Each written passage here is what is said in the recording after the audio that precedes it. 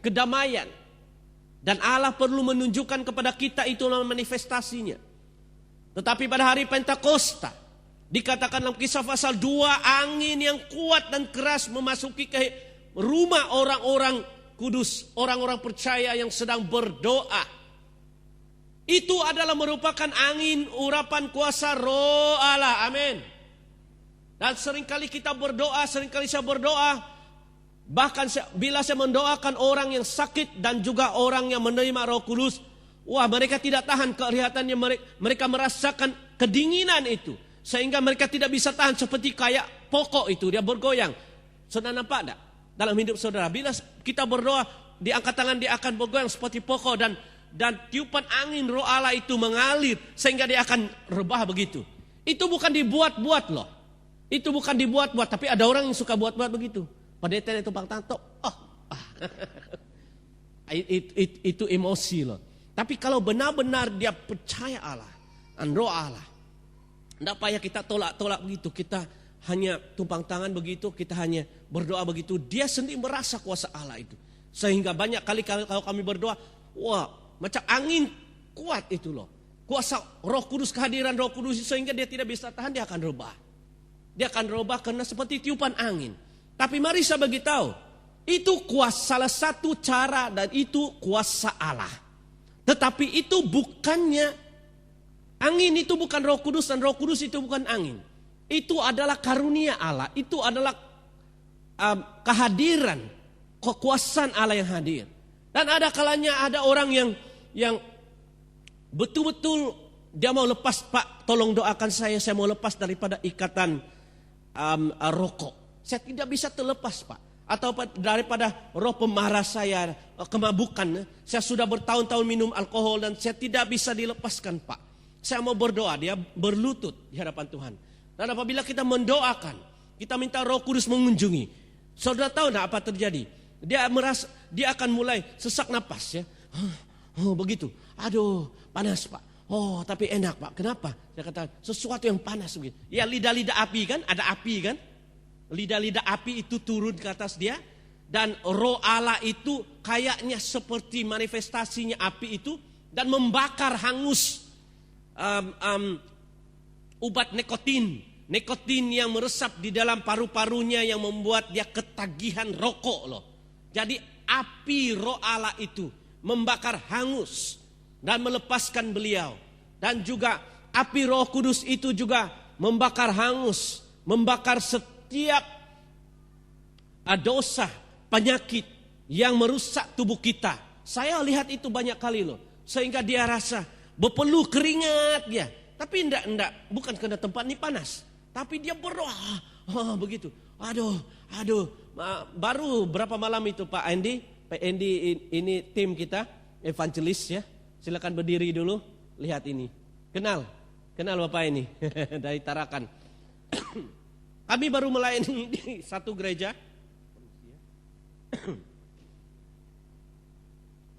Ada seorang Timur ya, orang Timur juga. Dia bilang, Pak, saya minta didoain Pak. Begini dia.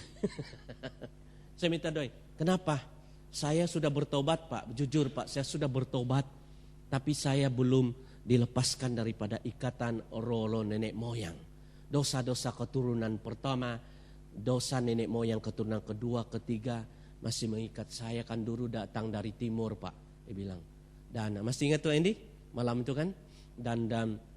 Dan sesak nafas saya rasa susah bebas bila berdoa. Walaupun saya bertobat tapi saya mohon dilepaskan. Dia bilang, sebab saya belum dilepaskan. Wah, saya tidak kenal anak muda ini, baru usia 35 tahun, baru anaknya baru berapa bulan ya. Dan kita berdoa pada saat kami mendoakan dan melepaskan dia Pak. Ini baru tidak sampai seminggu ya. Kami ditarakan melayani. Tuhan buka mata rohani saya Bang. Saya lihat di badannya itu, wah banyak itu benda-benda tajam itu kayaknya. Benda-benda tajam dari kayu atau bulu ya. Benda-benda tajam dan seperti ada mahkota benda-benda tajam itu. So saya tanya Pak Andy ini apa ini? Saya lihat begitu. Dia bilang, oh itu Kalau di kampungnya mereka, nenek moyang mereka itu kayaknya orang yang suka pergi berperang ya, roh jahat itu menghinggapi generasi ini, sehingga saya bisa lihat. Dan pada saat itu saya sebut nama Tuhan Yesus. Saya katakan, dalam nama Tuhan Yesus saya putuskan hubungan kamu dengan dosa nenek moyang dan juga roh-roh jahat yang berusaha mempengaruhi kamu, dosa-dosa nenek moyang yang mengalir dari generasi pertama hingga generasi kedua. Dalam nama Tuhan Yesus saya perintahkan kau keluar. Dan kau tahu kenapa dia sudah merasa panas. Dia sudah begitu. Dia sudah begitu. Sebab api kan, Roh Kudus itu manifestasi selain angin, dia seperti api. Dia sudah saya tanya kenapa? Wah, aku rasa macam panas di sini loh, Pak. Aduh begitu, dia rasa begitu. Saya bilang itu Roh Kudus dalam kuasa apinya sedang berperang di dalam diri kamu. Lepas itu lagi saya suruh dia berdiri, ayo berdiri. Dia sudah begitu. Aduh. Saya lepas lagi dalam nama Tuhan Yesus, engkau lepas. Saya jauh di sini, saya macam dia di sana loh. Saya hanya begitu. Dalam nama Tuhan Yesus, tapi urapan Allah itu mengalir. Saya kata dalam nama Yesus, dia begitu. Dia dulu, rubah dia begini. Dalam nama Yesus saya lepas lagi, dia rubah lagi begitu. Lepas itu dia rubah, selepas dia rubah, dia katakan berguling-guling dari situ loh, berguling-guling di situ. Dan api roh Allah itu sudah memasuki kehidupannya dari ujung kepala sampai rambut. Selepas itu baru dia lepas. Kuasa roh Allah itu luar biasa, saudara. Katakan, aku anak Allah. Apabila roh Allah itu diam dalam kehidupanmu, kuasa roh Allah itu mengalir dalam hidupmu dan membakar hangus semua pikiran-pikiran yang kotor. Apabila Roh Kudus itu tinggal diam dalam kehidupan kamu, kuasa roh Allah itu akan membakar hangus tabiat-tabiat dosa, membakar hangus ikatan-ikatan penyakit dan dosa, sehingga penyakit-penyakit itu tidak bisa hinggap dalam dirimu. Kalau hari ini saudara masih ada penyakit oleh pekerjaan setan, pekerjaan iblis, saudara serahkan tubuh, jiwa, dan raga kepada Roh Kudus hari ini. Dan biarlah roh Allah itu memenuhi hidupmu. Maka iblis tidak bisa tahan, tidak bisa melekat di dagingmu. Dan dia akan dibakar. Penyakit kanker itu akan dibakar oleh api roh Allah. Segala jenis penyakit itu akan dibakar oleh roh Allah. Sehingga engkau bersih. Ya, kayaknya itu hutan ya. Pernah nampak tak kebakaran di hutan?